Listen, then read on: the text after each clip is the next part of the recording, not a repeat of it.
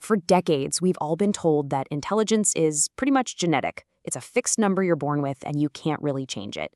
But what if I told you that's completely wrong?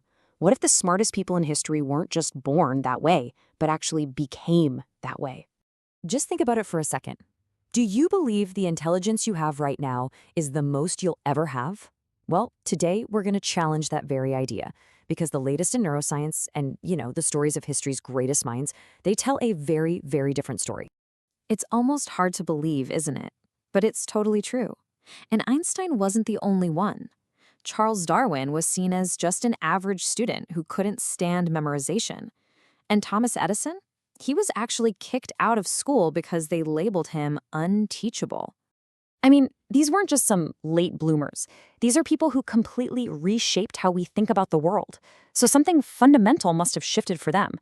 It wasn't their schooling, and it definitely wasn't their genes. So what on earth was it? And this right here is the crucial point. It was their habits that fundamentally rewired how their brains worked. They didn't just cram more information in, they adopted specific, active ways of thinking that, as we're about to see, literally changed the structure of their brains. So let's officially tear down this whole idea of fixed intelligence. We can call it the great IQ myth. We're moving past that old school idea that you're just stuck with the brain you were born with. In this explainer, we're going to lay out the exact system. We'll go through 6 specific, science-backed habits that were used by some of history's greatest minds, and that you can start using today to build a smarter, more flexible mind. All right, let's dive into our first 2 habits, and man, they're a powerful pair. This is all about how the brain actually grows, not by passively consuming stuff, but through active, focused engagement. Now, this idea, it goes completely against our modern instinct to just consume more videos, more articles, more podcasts. But neuroscience shows the exact opposite is true. Your brain gets smarter when it's forced to generate its own connections, without any new input. This process fires up what's called the default mode network. That's the part of your brain that connects ideas and creates those aha moments. It's exactly what Einstein was doing with his famous thought experiments, just imagining himself chasing a beam of light. So here's a super simple, actionable way to practice this. Go for a walk. No phone, no music, nothing. Just you and your thoughts. And look, at first, it's going to feel boring, maybe even a little uncomfortable. But that discomfort, that's the feeling of your brain building new connections. That's what intelligence growth feels like. Okay, now let's talk about struggle. We're all trained to think that struggling is a sign of weakness, but it's actually the very mechanism of learning. Benjamin Franklin knew this. He would read an essay, then try to rewrite it from memory. He intentionally made himself struggle to pull out and reorganize the ideas, and only then would he look at the original. So here's how you can put this into practice. Before you Google the answer or ask a friend, force your brain to come up with its best shot, even if it feels wrong. That act of struggling activates your brain in a way that just getting the answer never, ever will. Okay, so active thinking and struggle, they build the raw connections. Our next couple of habits are all about how to organize and expand on them, basically externalizing your thoughts to make them clearer and connecting ideas to build a much more flexible intellect. Most of us are taught to write just to record facts, kind of like a court stenographer.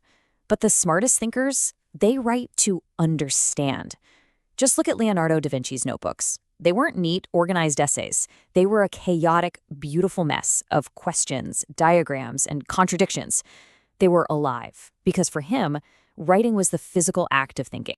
So try this with a daily journal. Instead of just a diary of what you did, make it a log of your thoughts. Ask yourself real questions. Your intelligence doesn't grow when you just collect thoughts. It grows when you really start to examine them. All right, now this one's big. It's about not just collecting facts, but really understanding the underlying systems. The famous investor Charlie Munger called this a lattice work of mental models. See, when you understand a core idea from physics, like cause and effect, and another one from biology, like adaptation, your brain starts to see connections everywhere. This creates what scientists call transfer intelligence, the amazing ability to use an idea you learned in one field to solve a completely different problem somewhere else. And you don't have to become an expert here. Just focus on learning the core concept, one new idea a week from a different field. Over time, your brain builds this incredible interconnected network, letting you solve problems in totally new and creative ways. Let's move on to our final 2 habits. And you can really think of these as the foundation for everything else we've talked about. Because without a trained memory and protected cognitive energy, All the other habits are just so much harder to keep up. You see, memory isn't just a filing cabinet for facts. It's a foundational part of how we reason. Nikola Tesla could famously visualize entire machines in his mind, test them, take them apart, all from memory. And now, MRI studies actually show that people who deliberately train their memory develop denser, more efficient connections in their brains. It's a real physical change. This is exactly why we have to start treating memory like an active skill. So before you reread your notes on something, force yourself to explain the concept out loud. That act of octave recall is what strengthens those neural pathways, turning passive information into knowledge you can actually use. And this brings us to one of the biggest myths of modern work, hustle culture. We think more hours and more stress equals better results. But just look at Charles Darwin. The man worked for only about 4 to 5 really focused hours a day. Here's the thing. Your brain doesn't upgrade during the hustle. It upgrades during recovery. Seriously, these aren't just feel-good wellness tips. They are non-negotiable for peak cognitive performance. And notice that last one, allowing your mind to be bored. That isn't laziness, it's essential cognitive recovery. It's what allows your brain to process all the information and really lock it in. So we've covered 6 distinct habits, but the final, and maybe the most important idea, isn't about any single habit. It's about how they all fit together. And this is the ultimate takeaway. The smartest people in history didn't chase intelligence directly. They weren't looking for little brain hacks. Nope. They simply built systems of habits. Things like walking, journaling, and struggling with problems that created the perfect conditions for their intelligence to grow naturally. So the power is really in your hands. It's not about being born a genius, it's about building the habits of one. The real question isn't whether you can become a better thinker. The question is, which habit will you choose to start building your system with today? You know, what if I told you that your IQ, that number you think is set in stone, isn't actually fixed? We've kind of been led to believe that intelligence is just something you're born with. But what if the smartest people in history are actually proof that that's just not true? To really get how, let's take a look at who we even call a genius in the first place. So when you picture a genius, who pops into your head? We usually imagine these people who are just, born on the different level, effortlessly brilliant from day one. But what if the real story is a whole lot more interesting? And honestly, more encouraging than that. I mean, just think about the reality behind some of history's greatest minds. Albert Einstein's teachers literally thought he was slow. Charles Darwin, he was just a totally average student who hated memorizing stuff. And Thomas Edison, get this, was actually kicked out of school because they said he was unteachable. They were not born with a genius label, not by a long shot. So what was it? What was the thing that turned them into the giants we remember today? It wasn't some hidden genius gene that suddenly switched on. The secret, and this is the really cool part, is something we can all access. They intentionally built better habits, and in doing that, they literally rewired their brains for intelligence. Okay, so this brings us to this really powerful idea called productive struggle. Let's dive into exactly why wrestling with a problem all on your own, even if you fail at first, is one of the absolute best ways to build real, lasting smarts. So what in the world is productive struggle? Well, it's that mental grind, right? It's where your brain tries to figure something out, hits a wall, adjusts its strategy, and then tries again. That whole cycle of effort, failure, and correction, that's the magic. That's precisely where our brain forges and strengthens its neural pathways. It's kind of like lifting weights, but for your mind. Think about the huge difference here. When you just Google an answer, yeah, you get that instant rush of feeling like you've accomplished something. But all you're doing is creating really shallow pathways in your brain. And that info? Poof, it's gone pretty quick. Productive struggle, on the other hand, well, that builds deep, long-term understanding. Because you're forcing your brain to create these stronger, more complex connections. That's why the information actually sticks. And this isn't some new idea. Take a classic example, Benjamin Franklin. He didn't have fancy brain scans or modern neuroscience, but he totally understood this principle intuitively. He would train his mind by reading an essay, putting it completely out of sight, and then forcing himself to rebuild the entire argument from memory. He was deliberately creating that productive struggle for himself. And his method is something you or I can use right now. First, you read to understand an idea. Second, and listen, this is the most crucial part, you hide the source material, put it away. Third, you actively struggle to rewrite or explain that idea in your own words. only after you've put in that effort do you go back, compare what you did, and make it better. That's active learning in a nutshell. So if you take one thing away from this, let it be this. That feeling of frustration when you're tackling a really hard problem isn't a sign that you're not smart enough. It's the exact opposite. That struggle is the sound of your intelligence growing. It is the machine that's building you a stronger mind. Now, of course, productive struggle is a huge piece of the puzzle, but it's not the only piece. There are other foundational habits, all backed by science, that work together to really train your brain for that next level of thinking. So let's run through them. First up, deep thinking without any new information coming in. This is what activates your brain's creative default mode, like Einstein's famous thought experiments. Next, there's the habit of writing to think, not just to take notes. This forces your brain to slow down and find the holes in your logic, just like Da Vinci did with his famous notebooks. Third, it's about building mental models. These are basically thinking frameworks from different fields so you can attack problems from all sorts of angles. And finally, and this one's so important, you've got to protect your cognitive energy. Darwin only worked about 4 to 5 focused hours a day because he knew your brain gets stronger during rest, not during burnout. Okay, here's a super simple but powerful habit you can start doing today. Before you glance back at your notes, before you ask Google, before you rewatch a lecture, just stop. For a moment, force yourself to try and recall the information on your own. That simple act is called active recall, and it's an incredible workout for your memory. When you pull it all together, it's so important to see intelligence not as some single trait you have, but as a system you can actively build. It's not about learning a few clever hacks, it's about laying a foundation of really consistent, powerful habits. And that's the real secret right there. The most brilliant people in history weren't obsessing over their IQ scores or chasing the idea of genius. No, instead they built systems, daily routines and habits that created the perfect environment for their own intelligence to just naturally grow over time.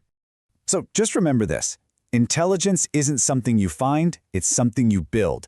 One productive struggle, one thoughtful walk, one deliberate habit at a time. Which brings me to the final question, and this one's for you. After hearing all this, what's the very first habit you're going to start building? You've probably been told your whole life that intelligence is something you're born with. You know, a fixed number, an IQ score that basically sets your potential forever. But what if that's completely, totally wrong? Today, we're going to dig into how the greatest minds in history really built their intelligence. And spoiler alert, it wasn't about their genes. It was all about their habits.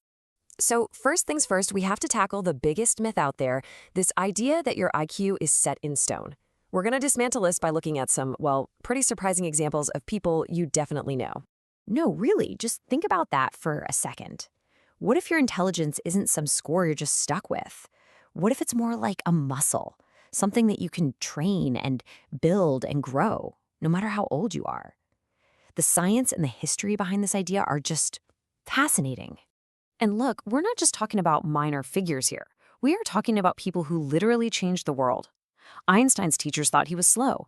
Darwin was, by all accounts, a totally average student. And Edison, he was actually kicked out of school for being unteachable. So what on earth happened? This is the absolute key to everything. The big switch for these geniuses wasn't some random genetic gift. It was a fundamental shift in how they approached thinking and learning and solving problems. It all came down to their habits. Okay, so let's jump into the first set of habits. And this one is a biggie, because it kind of goes against everything we're taught about learning these days. It's all about making time to generate ideas, not just constantly consuming them. You see, Einstein didn't come up with the theory of relativity by just reading more textbooks. He did it by asking these huge, imaginative questions and running thought experiments entirely in his own head. He made a habit of just walking for hours, thinking. He forced his brain to create, not just react. And what's so cool is that neuroscience now actually explains why this works.